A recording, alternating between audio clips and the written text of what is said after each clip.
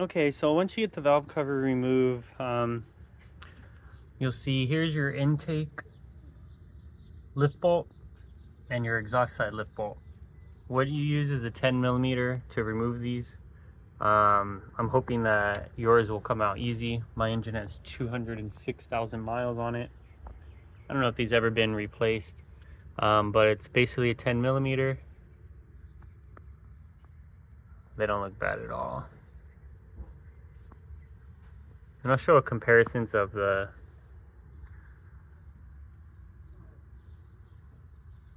new ones that I purchased. These do look like they've been revised, but they look good. It's all right. It's preventive maintenance, and that's what it's all about. So let me show you right now. Okay, so here's the part number for the OEM Toyota 2ZZ lift bolts. These are pretty cheap. They're like $4 for both. I got them from Monkey Wrench Racing. So here's the comparisons of the two.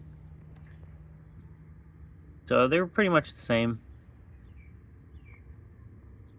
Maybe a little thicker on the newer ones. I don't know if these are newer ones or are revised or not. I don't know. Maybe it's my eyes deceiving me. But I'd rather be safe than sorry. It doesn't hurt to just change them out. Anyways, just to be safe. This literally took less than 30 minutes to do. So okay, so once you get the bolts in, you're going to want to tighten them down to 5.5 pounds of torque, or I believe 7.45 newton meters. Obviously I used the torque wrench to get that down. Don't over tighten them. They're not going to go anywhere.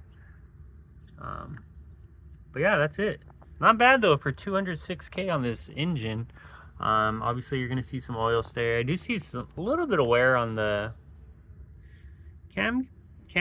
I don't know. Maybe it's just my placebo effect. I don't know. But this thing hits lift every single day. Every single day. Anytime I drive it. Gotta hit it once at least. Love this engine. But yeah, let's put the valve cover back on. Again, not too bad. Here's all the bolts for the valve cover. You got 2, 4, 6, 8, 9. Then obviously your spark plugs, or coil packs, I mean. And I had to remove my strut brace. The hardest thing, honestly, out of everything was when you're taking out the valve cover, this emissions thing right here kind of gets in the way. Like you have to take it up at an angle. And then obviously these hoses here, man, they were stuck on. I kind of ripped a little one right there from the PCV valve. But that should still fit and slide in. I'll smooth it out and fix it. But yeah, let's put the valve cover on. So I got everything put back together. So again, put your valve cover on. Hardest thing was this little guy too. You got to kind of angle it up when you're putting it on. Not bad though. 210s. Slide it. There's a gasket in between there, and torque down your valve cover gaskets.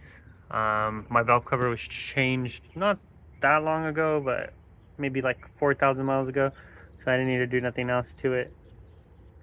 Put back your coil packs. There's 10s here too. You got some bolts in the back side also. I don't know if you could see. One right there, one right there, one right there. Then under these two hoses, there's one.